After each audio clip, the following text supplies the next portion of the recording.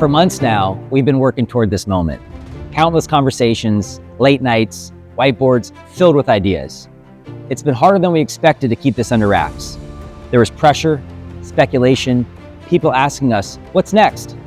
And today, we can finally say it out loud. ShipMonk is officially announcing that we are acquiring nobody. No press release, no victory lap, no synergies, no distraction. Because while others are buying logos, we're focused on earning trust.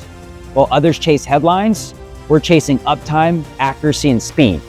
While others stitch together platforms, teams, and cultures, we're investing in one thing: delivering the best fulfillment in the world for our merchants. We're investing in our operators, in our technology, in automation that actually works at scale. We're investing in service that feels human, in reliability that compounds over time, in merchants who want a long-term partner, not a roll-up experiment. We love ambition, we love growth, but we believe the biggest flex in this industry isn't who you buy, it's who you serve and how well you serve them.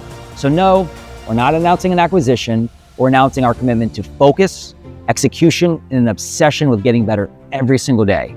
And that's an announcement we're proud to make. No acquisition, just execution.